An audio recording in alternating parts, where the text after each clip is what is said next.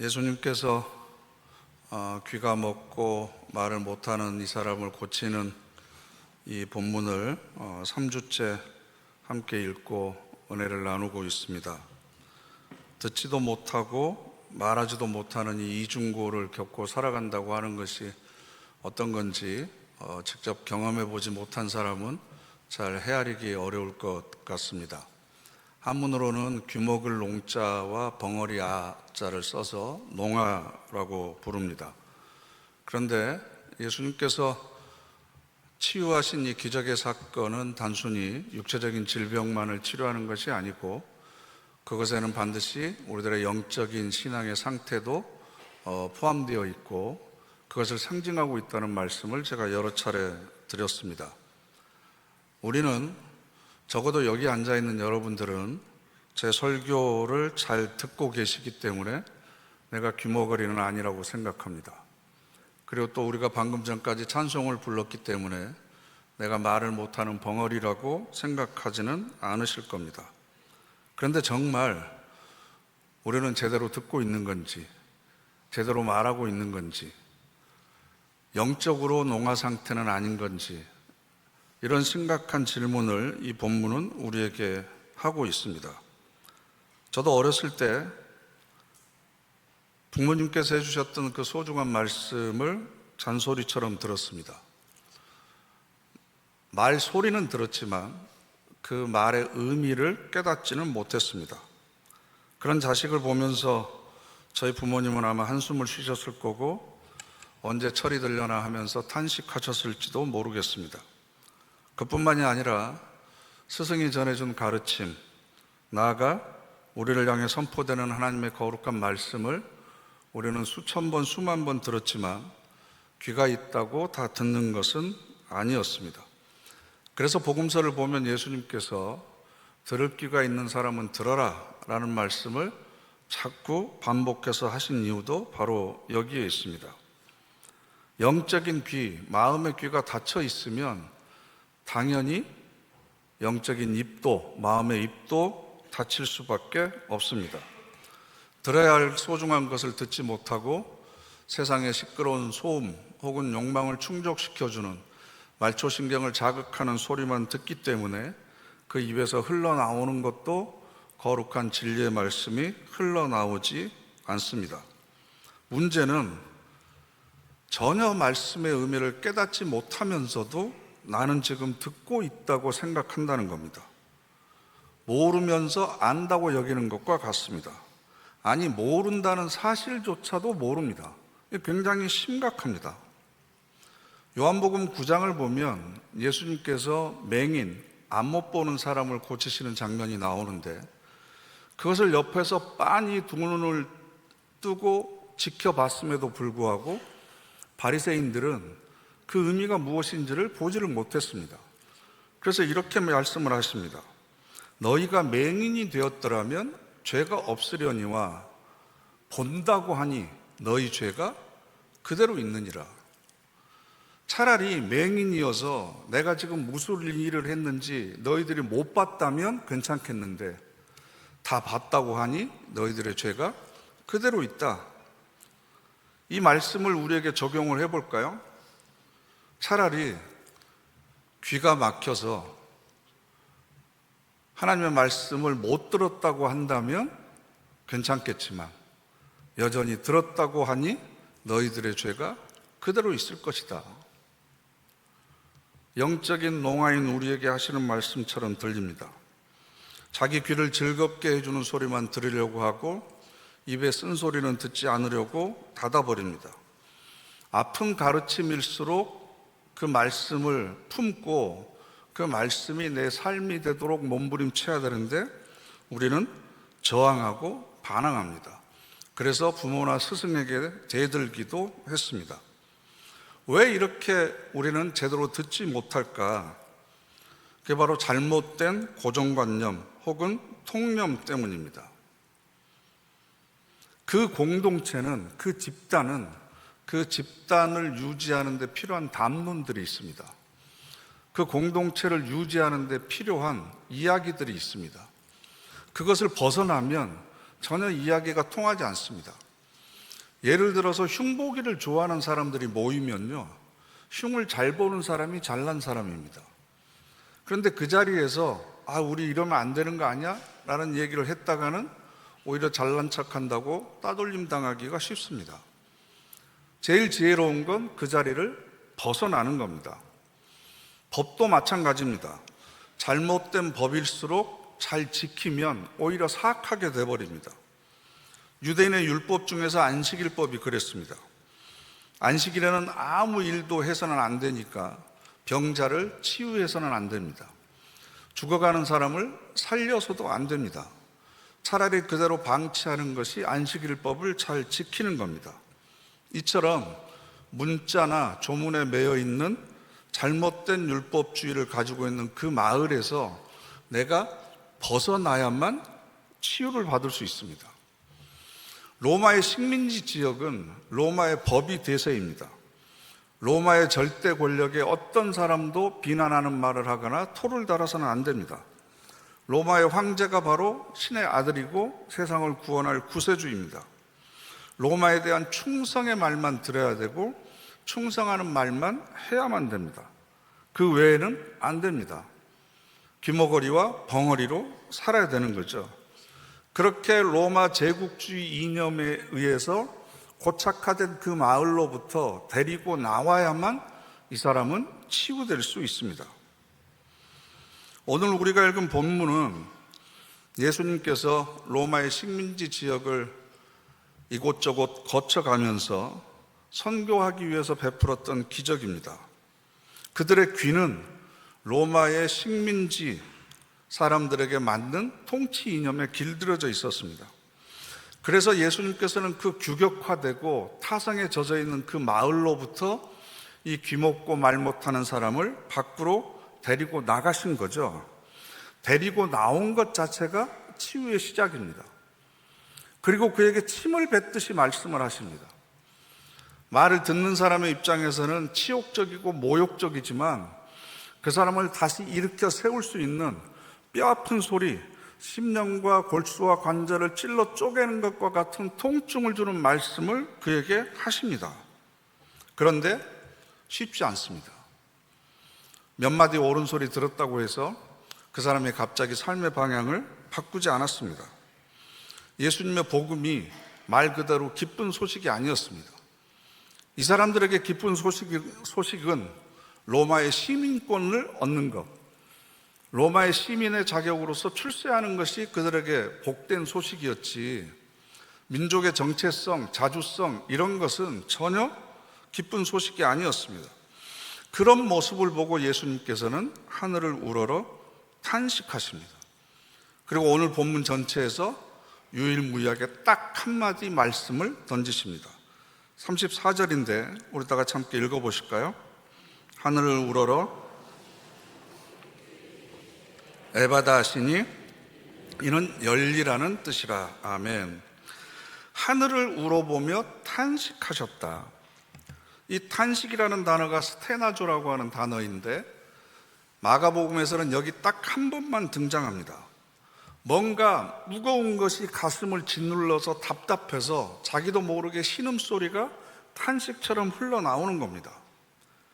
가르침을 제대로 듣지 못하는 이방인들의 그 답답한 귀, 열리지 않는 입을 보면서 너무나 답답해서 말을 잘 듣지 않는 철없는 자식을 둔 부모의 마음으로 예수님께서는 지금 탄식하시는 겁니다. 그리고 이 사람이 귀머거리였기 때문에 제가 2주에 걸쳐서 예수님께서는 몸의 언어를 통해서 자신의 뜻을 전달했다라는 말씀을 드렸습니다. 몸동작을 통해서 자신의 의도를 알려주셨던 거죠. 그러니까 하늘을 우러러보고 탄식하신 것도 사실은 그 안에 메시지가 있는 겁니다. 너도 이처럼 귀머거리로 답답함 자신을 향해서 탄식했으면 좋겠다. 하늘을 우러러 하나님을 향해서 하나님, 제가 들을 수 있는 귀와 말할 수 있는 혀를 주십시오라고 하늘을 향해서 간절한 마음으로 기도했으면 좋겠다라고 하는 의도를 지금 몸짓을 통해서 이 사람에게 전달해 주고 계십니다. 그러고 나서 마지막에 한마디 내뱉으신 것이 바로 에바다입니다. 마가는 이 에바다 아람어를 친절하게 번역해 주고 있는데 열리라라는 뜻입니다. 이건 주문이나 주술이 아니고 예수님께서 이방인들에게 설교하신 그 가르침을 한마디로 열리라라고 하는 말로 요약하고 있습니다. 더군다나 34절에 그에게 이르시되라고 되어 있는데 이르다, 말하다라고 하는 이 동사가 현재형입니다. 예수님께서 이 사람 한 사람에게만 말씀하신 것이 아니라 마가복음이 기록되었을 당시에 초대 교인들을 향해서도 예수님께서는 여전히 너희들의 영적인 귀가 열렸으면 좋겠다라고 에바다 탄식하시면서 말씀하고 계시고, 지금 이 설교가 선포되고 있는 지금 이 현재에도 여러분을 향해서 영적인 귀가 열렸으면 하는 마음으로 에바다라고 탄식하고 계십니다. 우리가 세상을 이겨나갈 수 있는 진정한 힘은 하나님의 음성을 듣는 것에서부터 시작합니다. 하늘의 음성을 들을 수 있는 귀가 열려 있으면 세상의 소음을 이길 수 있습니다. 주변이 아무리 시끄럽더라도 아기 엄마는 그 아기의 울음소리를 듣습니다. 세상의 소음이 아무리 시끄럽더라도 아버지의 음성을 들을 수 있는 귀가 열려 있는 사람은 흔들리는 삶을 살지 않습니다. 종교개혁자들의 세 가지 구호 중에 마지막이 오직 말씀으로입니다. 말씀으로 내 삶이 세워져야 됩니다. 그러기 위해서는 말씀을 들을 수 있는 영적인 귀가 열려져야 됩니다. 열려지지 않으면 하나님의 음성을 듣지 못하는 영적인 귀머거리로 우리는 평생 살 수밖에 없습니다. 그런데 에바다라고 말씀을 하셨는데 이 에바다에 대한 해석이 바로 열리라라는 거거든요. 근데 이 열리라라고 하는 이 단어는 문법적으로 명령형 수동태입니다. 왜 능동태가 아니라 수동태로 명령을 하셨을까? 귀먹은 사람이 스스로 자신의 귀를 열 수가 없습니다. 내가 내 스스로 내 귀를 열 수 있다고 한다면 열어라 그랬겠죠. 내 귀를 열어라. 그런데 내 귀가 열릴 것이다 라고 말씀을 하신 이유는 예수님도 이 사람의 귀를 열 수 없다는 겁니다. 자식을 키워보신 분들은 이해하실 겁니다. 여러분, 부모가 아무리 가르친다고 자식의 귀가 열리던가요? 100번 말한다고 해서 자식이 알아듣던가요? 마태복음 13장 16절을 보시면 예수님께서 비유를 말씀하시면서 이렇게 얘기하셨습니다. 함께 읽어보시죠. 그러나 너희 눈은 봄으로 너희 귀는 들음으로 복이 있도다. 여러분, 복이라고 하는 것은 내가 능동적으로 취하는 것이 아니고 수동적으로 받는 겁니다. 그죠? 너희 눈은 보면 복이 있다. 너희 귀가 들을 수 있다면 그것은 참 복된 거다. 근데 내가 볼 수 있는 것은 내가 스스로 얻는 것이 아니라 누가 나에게 볼 수 있도록, 들을 수 있도록 열어줘야만 됩니다. 그런데 아무리 보여주고 들려준다고 하더라도 스스로 그걸 열 수가 없습니다. 초등학교 교장 선생님이 아이들 등교할 때마다 아이들에게 교훈을 주기 위해서 친히 쓰레기 줍는 모습을 며칠 동안 보여줬습니다. 아이들도 따라서 쓰레기 줍기를 바라는 마음으로. 며칠이 지나니까 한 학생이 그러는 거예요. 교장 선생님, 저기 뒤에도 떨어져 있어요. 저것도 주우셔야죠. 봐도 보지를 못하는 거죠. 100번 들어도 저게 뭔 소린지 이해를 못하는 겁니다. 예수님께서 이방인들에게 가르침을 주면서 아마 이런 답답한 마음을 가지셨을 겁니다. 문화가 다르고 사고방식이 다르고 언어가 다른 이 사람들, 여전히 자기 민족의 정체성이 무엇인지 모르고 로마 사람이 되고 싶어서 헬라어를 마치 자기 모국어처럼 구사하면서 살아가는 사람들에게 그들은 스스로 자기 귀를 열 수가 없었던 거죠. 누군가 열어줘야만 됩니다. 그래서 우리도 예배를 드릴 때 성령의 감동하심과 감화하심을 위해서 기도하는 이유가 뭡니까? 내가 내 귀를 스스로 열 수가 없기 때문에 성령께서 내 마음에 감동을 주시고 내 마음에 감화를 주셔서 들을 수 있도록 내 귀를 열어주셔야만 우리도 제대로 들을 수가 있는 거죠.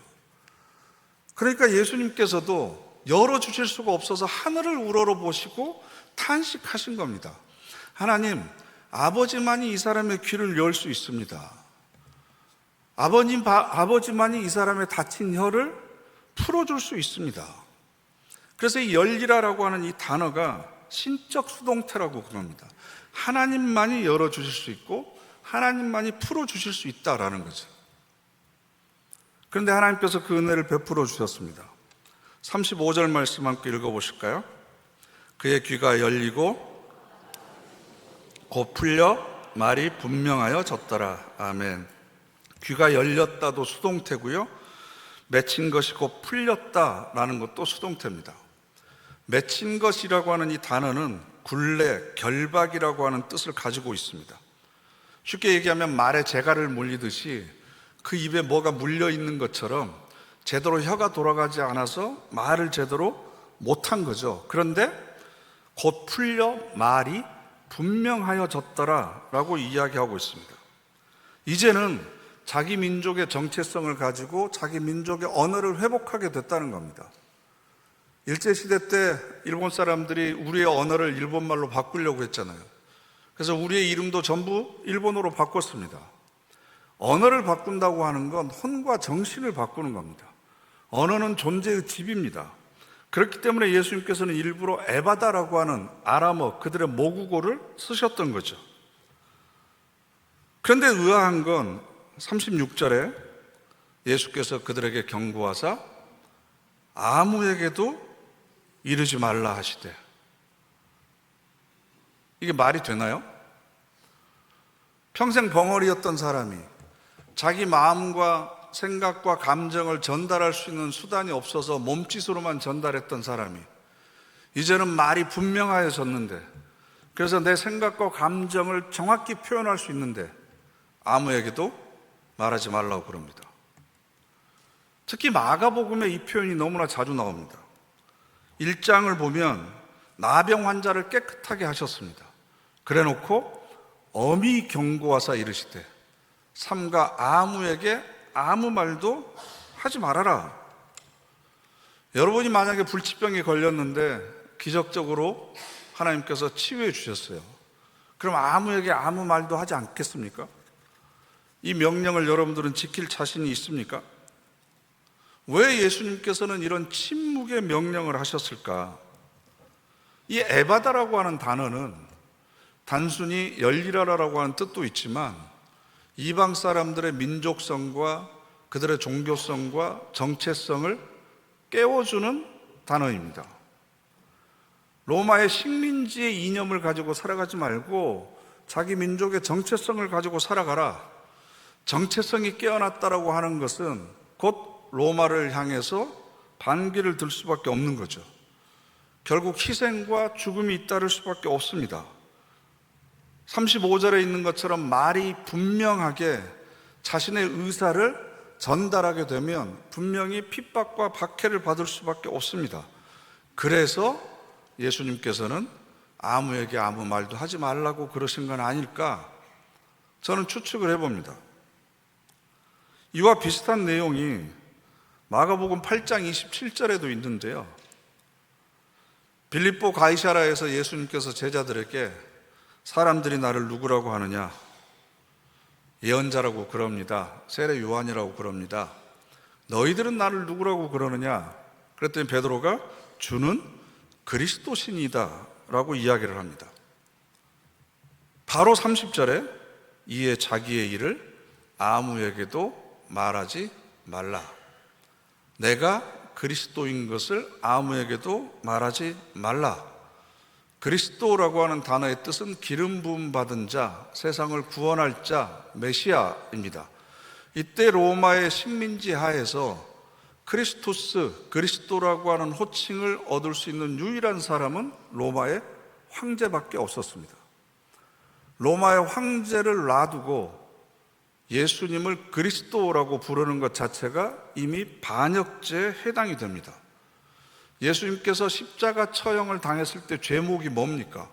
자칭 유대인의 왕이라고 칭하였다. 국가 반란죄가 예수님에게 씌어졌습니다. 그래서 제자들에게 그 얘기를 하지 말라고 그런 거죠. 또 마가복음 9장을 보면 예수님께서 높은 산에 올라가셨는데 하얗게 변화되십니다. 변화선 사건이죠. 하늘에서 음성이 들립니다. 이는 내 사랑하는 아들이니 너희는 그의 말을 들으라. 베드로와 요한과 야고보가 이 음성을 들었습니다. 그때 예수님께서 그들에게 뭐라고 말씀하시냐 그러면 인자가 죽은 자 가운데서 살아날 때까지는 본 것을 아무에게도 이르지 말라. 왜 이런 신비한 경험을 했는데 아무에게도 말하지 말라고 그랬을까요? 예수가 하나님의 아들이시라고 하는 하늘의 음성을 들었습니다. 이때 당시 신의 아들은 유일하게 로마의 황제밖에 없었습니다. 태양신의 아들이 바로 로마의 황제입니다. 그런데 로마의 황제를 제쳐놓고 예수가 신의 아들이다, 하나님의 아들이다 라고 이야기하는 것은 바로 반역죄에 해당되고 이걸 떠들고 다니면 고발당해서 처형당할 수밖에 없습니다. 그렇기 때문에 예수님께서는 배려하는 차원에서 그런 말씀을 하신 것은 아닐까. 그런데 안타깝게도 귀가 먹고 말을 하지 못했던 사람이 듣게 되고 혀가 풀리게 되니까 이 침묵의 명령을 정면으로 거부하고 오히려 더욱더 이 이야기를 퍼뜨리기 시작합니다. 36절 말씀을 보면 예수께서 그들에게 경고하사 아무에게도 이르지 말라 하시되 경고하실수록 그들이 더욱 널리 전파하니. 여러분, 이 마음이 이해가 되세요? 너무나 기쁨과 감격이 내 안에서 소용돌이 치기 때문에 내가 이 말을 전함으로 인해서 그 뒤에 어떻게 될지가 중요한 게 아니고 지금 전하지 않고는 견딜 수 없는 마음이 생기는 거죠. 사도 바울이 그리스도의 사랑이 나를 강권하고 있다, 강하게 나를 끌고 가고 있다, 나는 복음의 빚진 자다, 내가 살든지 죽든지 그게 중요한 게 아니고 내 몸을 통해서 그리스도가 존귀히 되는 거, 이것이 내 삶에 있어서 가장 큰 소명이다 라고 생각하는 사람은 목에 칼이 들어와도 해야 될 소리를 해야만 되거든요. 예레미야 선지자가 이렇게 고백합니다. 함께 읽어보실까요? 내가 다시는 여호와를 그의 이름을 말하지 아니하리라 하면 나의 마음이 불붙는 것 같아서 골수에 사무치니 답답하여 견딜 수 없나이다. 하나님 여호와를 선포하거나 말하지 아니하면 내 가슴에 불이 붙어서 골수까지 치밀어 올라오는 것 같고 너무 답답하니까 하나님의 말씀을 선포하지 않으면 나는 도저히 견딜 수가 없다. 살아있어도 살아있는 것이 아니다 라는 이 심정을 저는 여러분들도 꼭 한번 경험해 보셨으면 좋겠습니다. 전도는 애쓰고 노력해서 되는 것이 아닙니다. 기쁨과 감격이 내 안에 넘쳐나면 말하지 않고는 견딜 수가 없게 되는 거고, 아무리 심히 경고하셔도 너 이거 잘못 말하면 죽을지 몰라 라고 이야기해도 이 견딜 수 없는 기쁨이 나를 그 자리에 데려다 놓는 겁니다. 그랬더니 어떤 변화가 일어났습니까? 37절 보시면 사람들이 심히 놀라 이르되 그가 모든 것을 잘하였도다. 못 듣는 사람도 듣게 하고 말 못하는 사람도 말하게 한다 하니라. 심히 놀랐다. 그냥 놀란 게 아니고, 여기서 놀랍다라고 하는 단어는요, 얻어맞은 충격을 이야기하는 겁니다. 아니, 사람이 어떻게 저렇게 변할 수가 있어? 로마 제국의 개처럼 거기서 떨어지는 떡고물이라 얻어먹으면서 출세하려고 살아왔던 사람이 갑자기 민족의 정체성을 회복하고 자기의 언어를 회복하고 해야 될 소리를 똑바로 말하는 사람으로 살아가는 걸 보면서 주변에 있는 사람들이 뒤통수를 얻어맞은 것처럼 충격에 빠졌습니다. 그러면서 그가 모든 것을 잘하였도다. 여기서 잘한다라고 하는 이 단어가 칼로스라고 하는 단어인데요, 창세기 1장에 보면 하나님께서 천지를 창조하시고 매일매일 보시기에 좋았더라. 히브리어로는 토부입니다. 하나님께서 보시기에 너무나 좋은 거죠. 뭐가 좋겠습니까? 들을 귀가 열리고 말할 수 있는 입이 열린 겁니다. 영적으로 소통할 수 있는 거룩한 사람으로 변모된 겁니다. 하나님께서 보시기에 새로운 창조물이 된 거죠. 새로운 피조물이 된 겁니다. 세상을 바라보는 새로운 시각을 가진 사람이 된 거죠. 우리가 작으나마 깨달을 수 있는 영적인 귀가 열리게 되고 진리의 말씀을 조금이라도 전할 수 있다고 한다면 하나님께서 우리를 보시기에 참 잘하였도다, 보시기에 참 좋았더라라고 칭찬하시지 않겠습니까?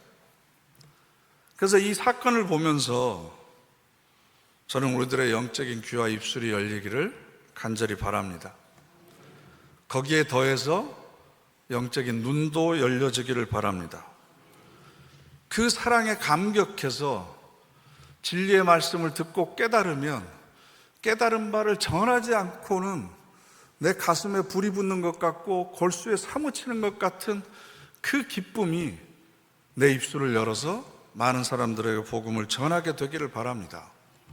하나님의 음성을 듣고 진리를 깨달아서 내가 하나님의 자녀로 살아야 되는구나, 내 정체성이 하나님의 자녀구나, 내 신분은 하늘나라의 시민이구나, 그래서 세상을 향해서 바른 말, 진리의 말을 전할 수 있는 삶을 살아간다면 하나님께서 우리를 보시고 얼마나 좋아하시겠습니까? 주변에 있는 사람들이 심히 놀라지 않겠습니까? 이게 바로 저와 여러분을 향한 하나님의 기대와 소망입니다. 그래서 여러분, 다른 것을 구하기 전에 먼저 하늘을 우러러 보시고 탄식하시면서 여러분의 귀와 여러분의 입이 열리기를 기도하시기를 바랍니다. 그래서 하나님의 거룩하신 음성을 매일매일 듣고 살아가는 말씀의 사람이 되시기를 간절히 바랍니다. 기도하겠습니다. 이 시간 우리 다 같이 합심해서 결단의 기도 드리겠습니다. 하나님이 보시기에 아름다운 삶을 살기를 원합니다. 그러기 위해 저희들의 영적인 귀와 입술이 열리기를 바랍니다. 그래서 하나님의 말씀을 깨닫게 하시고 나를 향하신 기대를 깨닫게 하시고 그 사랑에 감격해서 조금도 두려워하지 않고 세상에 하나님의 말씀을 전하는 삶을 살아가기를 원합니다. 그래서 우리들의 삶이 많은 사람들에게 놀람이 되게 하시고 거룩한 부담이 되게 하여 주시옵소서. 우리 다 같이 합심해서 결단의 기도 드리겠습니다. 거룩하신 하나님, 이 말씀을 통해서 저희들에게 새로운 기대와 소망을 감사를 드립니다. 하나님의 음성을 듣기를 원합니다. 하늘을 우러러보시고 탄식하셨던, 그래서 해바다라고 외치셨던 그 주님의 음성을 저희들이 듣기고 저희들의 귀가 열려지기를 원합니다. 하나님, 손을 허락해 주시옵소서. 주님께서 손가락으로 그 귀에 꽂으셨듯이 하나님 저희들의 귀를 열려주시기를 원합니다. 그래서 온전히 하나님의 음성을 듣게 하시고 회복되게 하시고 많은 사람들에게 하나님의 말씀을 전하는 삶을 살게 해 주시옵소서. 영적인 노예 삶을 살아 주시옵시고 주여 도와주시옵소서. 주여 도와주시옵소서. 도와주시고 능력으로 도와주시고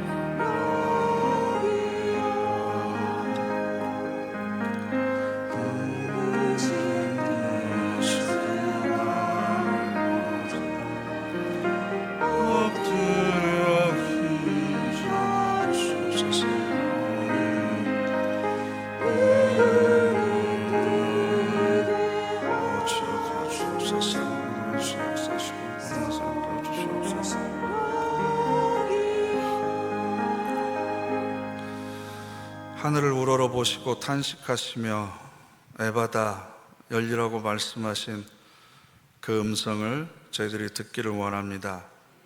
그래서 매일의 삶 가운데 미세한 바람처럼 속삭이시는 하나님의 음성을 듣게 하시고 그 말씀에 힘입어 세상을 이기며 살아가게 하옵소서. 예수님의 이름으로 기도드립니다. 아멘.